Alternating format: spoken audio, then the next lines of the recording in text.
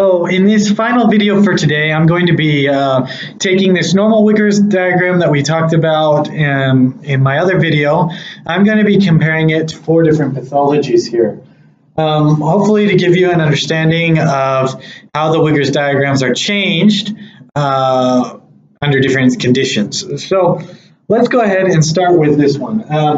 First of all, if you'd go ahead and just take a second to think about what's different from that one, if you can point it out.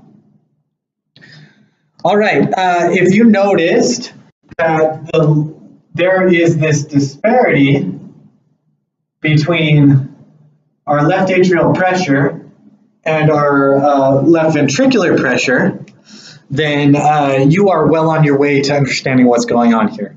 So this disparity exists because this particular patient has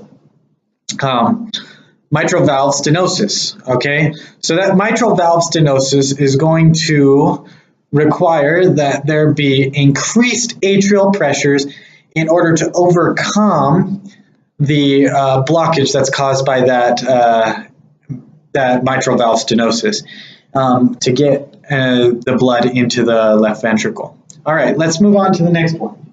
This one here. In this one, what's different? This one's probably the most obvious of all of them.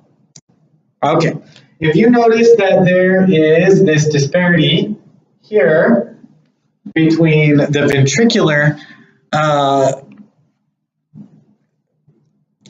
pressure curve and the aortic pressure curve, then you're on your way.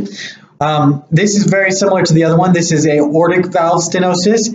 And essentially what's happening is, in order to make sure that we get the blood to move from the ventricle into the aorta, we have to exceed the pressure of the aorta because there's that additional force acting against the movement of the stenosed valve itself. So there's the pressure in the aorta plus the stenosed valve, and we have to get that pressure in the ventricle before we get significant movement of blood into the ventricles, into the aorta, excuse me. All right, let's look at this one.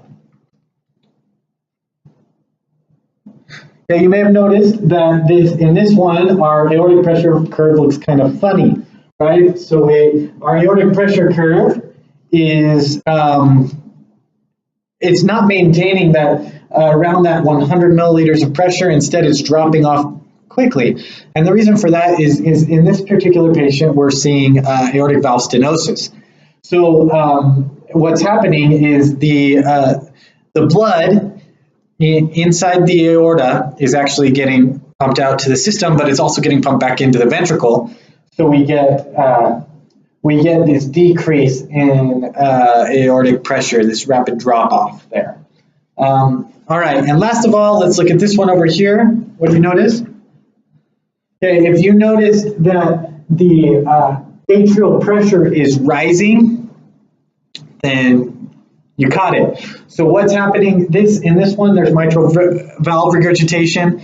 So when we get this high ventricular pressure, it pushes the blood both into the aorta and also into the atrium, which is why we get this rapid atrial pressure increase there during ventricular systole. So this is one way you can use Wigger's diagrams to just get a good understanding of what's going on in the heart. I hope this was helpful to you. If you have any comments, any questions, go ahead and write below. Like this video and subscribe. Thank you. Bye.